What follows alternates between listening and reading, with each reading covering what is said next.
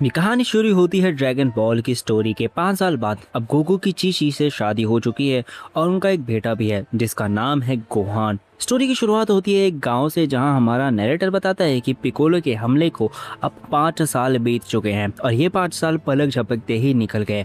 इस वक्त दुनिया में शांति है, लेकिन स्पेस से एक नया खतरा अर्थ की तरफ बढ़ रहा है। दूसरी तरफ चीची अपने बेटे गोहान को आवाज देती है कि लंच रेडी हो गया है और गोकू जंगल में लकड़ियां काटने लेने गया होता है। थोड़ी देर बाद गोकू एक बड़ी सी लकड़ी उठा के घर आता है। चीची उससे पूछती है गोहान कहाँ है। गोकू कहता है मैंने तो उसे नहीं देखा। तब चीची थोड़ा गुस्सा होकर कहती है कि मास्टर रोशी के घर तुम दोनों को जाना है और वो वहाँ पे सब्री से इंतजार कर रहे हैं, इसलिए गोहान को जल्दी ढूंढ के लाओ। गोकू तुरंत गोहान को ढूंढने निकल पड़ता है। सीन शिफ्ट होता है एक फार्मर की तरफ जो अपने खेत में काम कर रहा होता है। तभी आसमान से एक यूएफओ जैसी चीज सीधा उसके पास आके गिरती है। फार्मर पहले सोचता है कि शायद यह मीटियोर या यूएफओ गिरा है, इसलिए वो देखने के लिए उसके पास जाता है। लेकिन जब वो उसके पास जाके देखता है तो उसे पता चलता है कि वो एक राउंड कैप्सूल जैसी बॉल है। तभी उस कैप्सूल के अंदर से एक इंसान बाहर निकलता है। वो कहता है तो अर्थ के लोग अभी भी जिंदा हैं और तुमने अपना वादा नहीं निभाया कैकरॉट। फार्मर ये सब देखकर बहुत ज़्यादा डर जाता है। उस इंसान की आंख के पास एक अजीब सी मशीन लगी होती है जो सामने वाले को स्कैन करके उसका पावर लेवल बताती है। जब वो फार्मर को स्कैन करता है तो उसका पावर लेवल सिर्फ 5 निकलता है। फार्मर डर के मारे उस पर गोली चला देता है, लेकिन वो आदमी आराम से गोली को अपने हाथ से पकड़ लेता है और वही गोली वापस फार्मर पर फेंक देता है। तभी उसकी मशीन एक बहुत बड़ी पावर लेवल डिटेक्ट करती है। वो कहता है शायद ये कैकरॉट हो सकता है। इधर गोहान जंगल में खो गया होता है। तभी उसके सामने एक बड़ा सा शेर आ जाता है। गोहान डर के मारे मरने का नाटक करता है। शेर उसके पास आता है, लेकिन उससे खाने के बजाय उसकी टोपी ले जाता है और वहां से चला जाता है। गोहान उठकर रोना शुरू कर देता है और कहता है ये टोपी मेरे फादर ने दी थी। और फिर वो उस शेर का पीछा करने लगता है, लेकिन भागते भागते वो एक खाई में गिर जाता है। उधर गोकू गोहान को ढूंढ रहा होता है। इधर गोहान एक तितली को देखते देखते पानी में गिर जाता है और रिवर के फ्लो में बहने लगता है। तभी गोकू को वही शेर मिलता है जिसके सर पर गोहान की टोपी होती है। गोकू गुस्से में शेर से पूछता है मेरा बेटा किधर है। शेर डर के मारे तुरंत वहां से भाग जाता है। तभी गोकू को गोहान की आवाज सुनाई देती है। गोकू तुरंत उसे बचाने के लिए रिवर में कूद जाता है। रिवर के अंदर एक गुफा आती है और गुफा के एंड पर एक बड़ा सा वाटरफॉल होता है। गोहान को लगता है कि वो सीधा नीचे गिर जाएगा, लेकिन जब वो आंखें खोलता है तो उसे पता चलता है कि वो वाटरफॉल के ऊपर एक ट्री में अटका हुआ है। ये देखकर गोकू भी थोड़ा शॉक्ड हो जाता है। फिर गोकू कहता है छोड़ो, अभी हमें मास्टर रोशी के घर जाना है और तुम्हारी मॉम भी तुम्हारे लिए चिंता कर रही होंगी। तभी स्टोरी का फोकस वापस स्पेस से आए हुए उस मिस्टीरियस इंसान पर आता है जो सीधा पिकोलो के पास पहुंच जाता है। पिकोलो तुरंत महसूस करता है कि कोई बहुत पावरफुल एनर्जी उसकी तरफ आ रही है। पहले उसे लगता है कि ये गोकू होगा, लेकिन जब वो सामने आता है तो पता चलता है कि ये कोई और है। उस इंसान का नाम होता है रेडिट्स। रेडिट्स पिकोलो को देखकर कहता है तुम तो कैकरॉट नहीं हो। पिकोलो पूछता है तुझे मुझसे कोई काम है क्या। रेडिट्स उस पर कहता है मुझे तुम जैसे लोगों से कोई काम नहीं है। पिकोलो गुस्से में बोलता है तो क्या तुम मेरे हाथों से मरना चाहते हो। रेडिट्स हंसकर कहता है तुम्हारे अंदर हिम्मत तो बहुत है। फिर वो अपनी आई मशीन से पिकोलो का पावर लेवल चेक करता है और उसका पावर लेवल 322 निकलता है। रेडिट्स कहता है अच्छा, तो अर्थ पर तुम जैसे थोड़े स्ट्रांग लोग भी रहते हैं, लेकिन तुम मेरे लेवल के नहीं हो। ये बात सुनते ही पिकोलो को बहुत ज़्यादा गुस्सा आ जाता है और वो तुरंत रेडिट्स पर अटैक कर देता है, लेकिन रेडिट्स को ज़रा भी फ़र्क नहीं पड़ता। फिर रेडिट्स कहता है ठीक है, अब मेरी बारी है। लेकिन तभी इसकी स्काउटर मशीन एक और बहुत बड़ा पावरफुल लेवल डिटेक्ट करती है। रेडिट्स तुरंत कहता है ये शायद कैकरॉट हो सकता है और वो सीधा उस पावर लेवल की तरफ उड़ जाता है। पिकोलो ये सब देखकर अंदर ही अंदर शॉक हो जाता है। रेडिट्स जब उस इंसान के पास पहुंचता है तो उसे देखकर कहता है क्या तुम सयन होने का अपना गुरूर भूल गए हो, जो पूरे यूनिवर्स के सबसे शक्तिशाली वॉरियर्स होते हैं। उसके बाद हम हर्मिट आइलैंड देखते हैं जहां बुल्मा मास्टर रोशी के घर आई होती है और वो अपने साथ कुछ गिफ्ट्स भी लाई होती है। गिफ्ट्स देखकर रोशी कहता है अरे इसकी क्या ज़रूरत थी, तुम्हें इतनी परेशानी नहीं लेनी चाहिए थी। लेकिन अगले ही पल रोशी अपनी पुरानी आदत दिखाते हुए कहता है वैसे अगर बदले में तुम मुझे अपना संतरा टच करने दो तो। ये कहते ही इससे पहले कि वो अपनी बात पूरी कर पाता, बुल्मा उसके सर पर जोर से मुक्का मार देती है। रोशी शिकायत करते हुए कहता है तुम मेरी बात कभी नहीं सुनती, जिस पर बुल्मा जवाब देती है और तुम पहले जैसे ही ठरकी हो।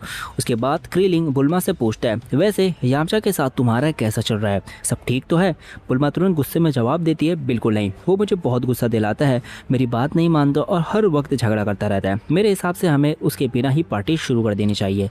दूसरी तरफ रेडिट्स आइलैंड की तरफ बढ़ रहा होता है। अपने मन में वो सोच रहा होता है कि गोकू बहुत तेज़ी से आगे बढ़ चुका है। कुछ देर बाद गोकू भी आइलैंड पर पहुंच जाता है, लेकिन इस बार वो अकेला नहीं होता, उसके साथ एक छोटा सा बच्चा भी होता है। सब लोग उस बच्चे को देखकर हैरान हो जाते हैं। क्रीलिंग मजाक में पूछता है, क्या तुमने बेबी सिटिंग की जॉब पकड़ ली है?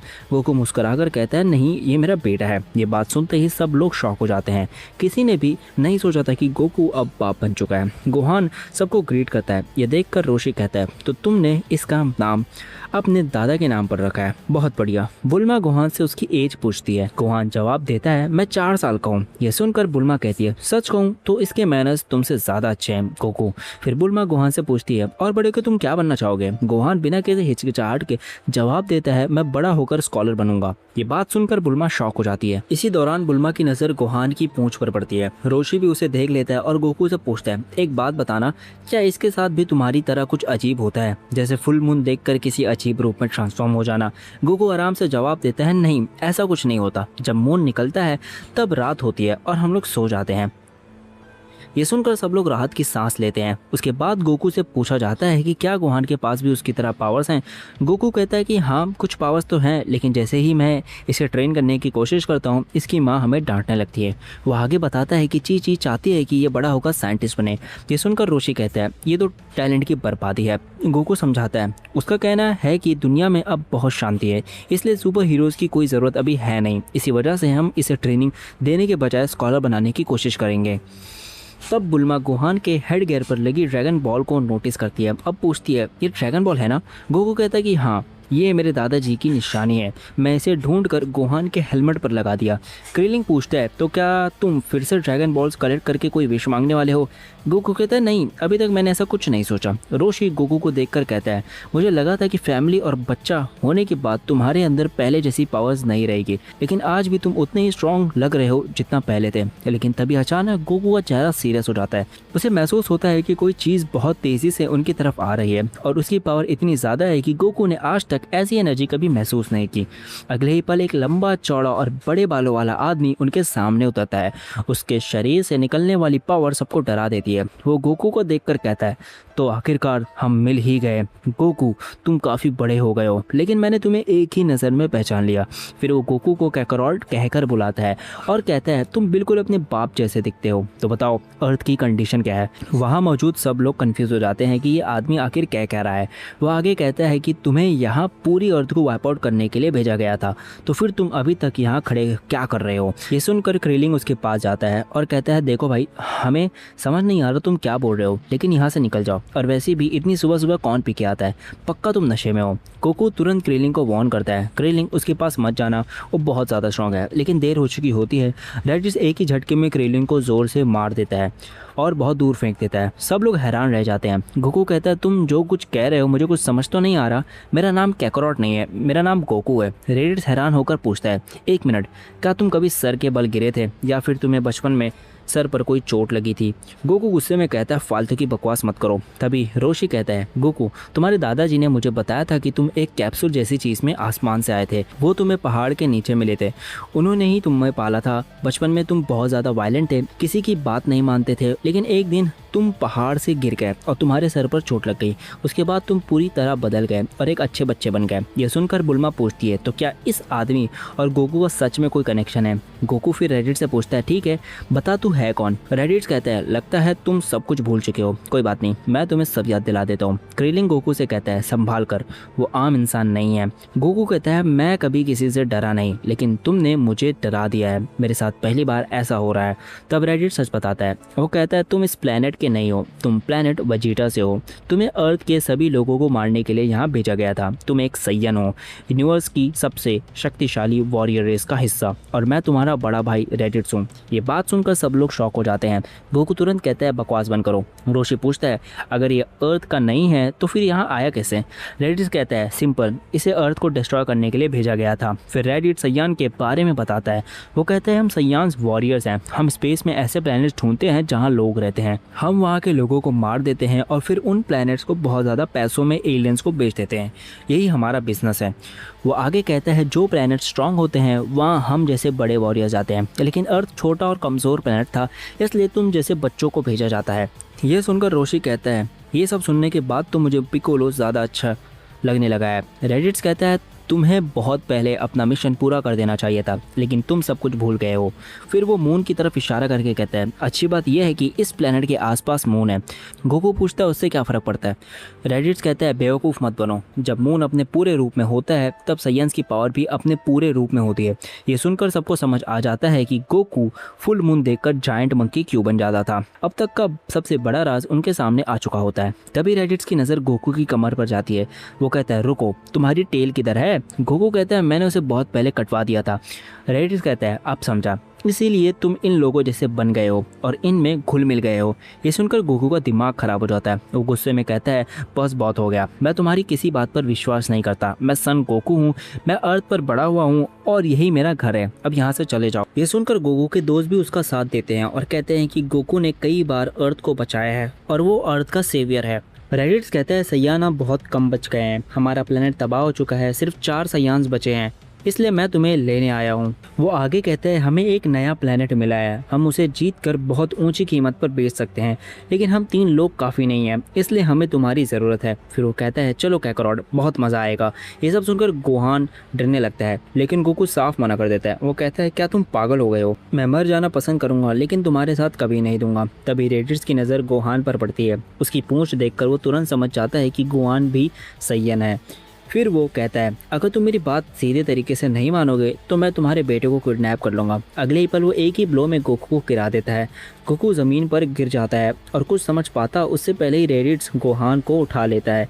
फिर वो कहता है तुम्हारे पास सिर्फ 1 दिन का वक्त है, मुझे 100 लोगों की लाशें चाहिए, अगर तुमने ऐसा कर दिया तो तुम हमारे ग्रुप में शामिल हो सकते हो। वो रुक कर कहता है लेकिन अगर तुमने मेरी बात नहीं मानी, और फिर गोहान को और ज़ोर से पकड़ लेता है, तो मैं तुम्हारे बेटे को मार दूंगा। इतना कहकर रेडिट्स गोहान को लेकर आसमान में उड़ जाता है और सब लोग शौक में खड़े रह जाते हैं। नेक्स्ट सीन में हम देखते हैं कि मास्टर रोशी रेडिट से कहते हैं गोकू कभी भी किसी को नहीं मारेगा। इस पर रेडिट हंसते हुए कहता है ठीक है, वैसे भी एक बार हम उस प्लेनेट को ख़त्म कर देंगे, उसके बाद अर्थ की बारी आएगी, और वैसे भी हम 3 साइंस ही इस प्लेनेट के लिए काफ़ी हैं, सिर्फ 1 महीने में इस पूरे प्लेनेट को हम बर्बाद कर देंगे। फिर वो गोकू की तरफ देख कर कहता है ज़्यादा मेहनत मत करो, तुम्हारे पास कोई ऑप्शन नहीं है, हमारे ग्रुप में ज्वाइन कर लो, मुझे उम्मीद है तुम सही फैसला लोगे, वैसे भी तुम अपने बड़े भाई को हरा नहीं सकते। इतना कहकर रेडिट्स गोहान को लेकर वहाँ से चला जाता है। रेडिट्स के जाते ही गोकू गुस्से में कहता है उसने मेरा इतना मजाक उड़ाया, और वो उसके पीछे जाने लगता है, लेकिन सब लोग उसे रोक लेते हैं।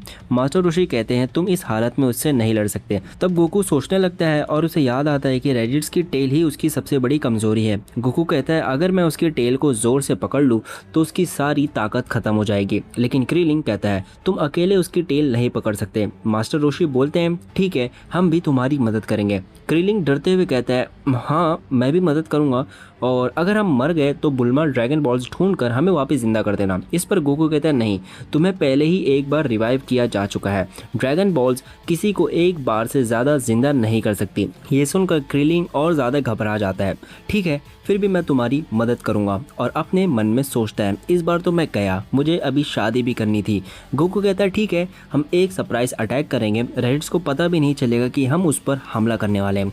क्रीलिंग और मास्टर रोशी पूछते हैं लेकिन हमें उसकी लोकेशन कैसे पता चलेगी। तब गोकू बुल्मा से पूछता है क्या तुम्हारे पास वो ड्रैगन रडार है। अगला सीन दिखाता है कि उन्हें रेडिट्स की लोकेशन मिल जाती है, क्योंकि गोहान की टोपी पर एक ड्रैगन बॉल लगी हुई होती है, इसी वजह से वो उसे ट्रैक कर पा रहे होते हैं। बुल्मा खुश होकर कहती है अच्छा हुआ वो अभी भी अर्थ पे ही है, अगर स्पेस में होता तो उसे ट्रैक करना मुश्किल हो जाता, शायद हमारे चांसेस कम है, लेकिन अब भी उम्मीद बाकी है। तभी अचानक से एक आवाज़ आती है तुम सब मरने वाले हो। सब पीछे मुड़कर देखते हैं और वहाँ पिकोलो खड़ा होता है। कोको कहता है तो तुम उससे पहले ही मिल चुके हो है ना। पिकोलो जवाब देता है हाँ, और अगर तुम इनके साथ गए तो मर जाओगे, मैं भी तुम्हारे साथ चलता हूँ। तुम्हें भी पता चल गया होगा कि वो कितना ज़्यादा पावरफुल है, ना तुम उसे हरा सकते हो ना मैं, लेकिन अगर हम दोनों मिलकर लड़े तो जीतने के एक चांस ज़रूर है। गोकू हैरान होकर पूछता है तुम कब से इतने अच्छे बन गए। पिकोलो कहता है मुझे गलत मत समझना, उसे हराने के बाद मैं ही इस दुनिया पर कब्जा करूँगा।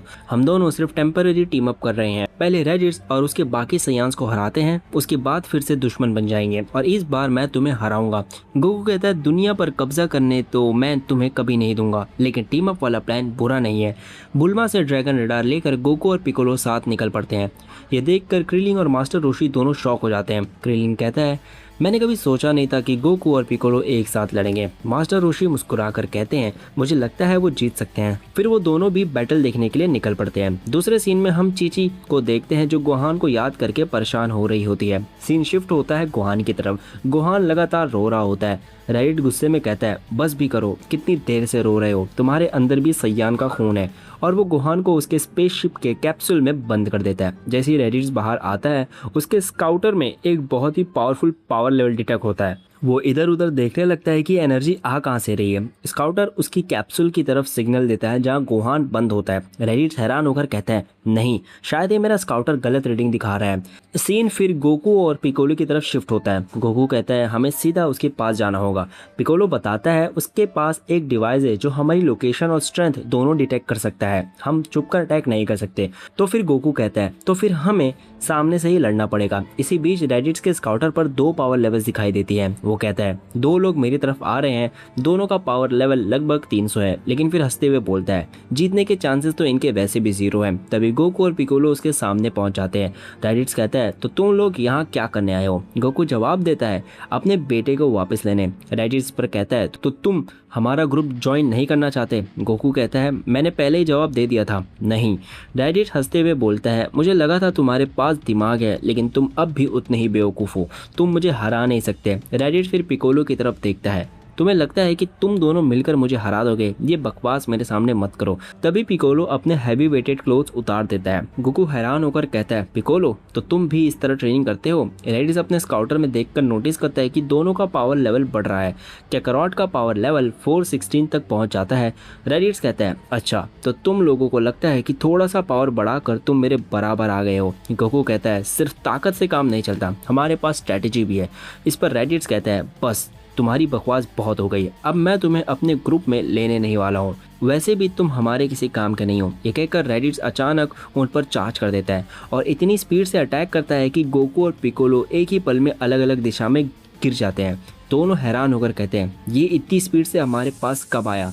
रैडिट मुस्कुराकर कहता है, कम से कम तुम्हारा डिफेंस इतना बुरा नहीं है, लेकिन उससे कोई फर्क नहीं पड़ता, कुछ ही देर में तुम दोनों मरने वाले हो। धीरे धीरे मैं अपने अटैक्स की पावर बढ़ाता रहूंगा। पिकोलो अपने मन में सोचता है, मैंने कभी नहीं सोचा था कि हमारे पावर लेवल्स में इतना बड़ा फर्क होगा। उधर गोकू के मन में सिर्फ एक ही बात चल रही होती है, कैसे भी करके मुझे इसकी टेल पकड़नी होगी। रैडिट फिर कहता है, ये सब बेकार है, चाहे तुम कोई भी स्ट्रेटेजी बना लो, कोई भी रास्ता नहीं है जिससे तुम मुझे हरा सको। और फिर वो एक ऐसी बात बताता है जो गोकू और पिकोलो दोनों को हिलाकर रख देती है। वो कहता है, मेरे अलावा भी 2 साइयंस हैं और वो दोनों मुझसे भी ज्यादा ताकतवर है। ये सुनते ही गोकू और पिकोलो के चेहरे पर शॉक साफ नजर आने लगता है।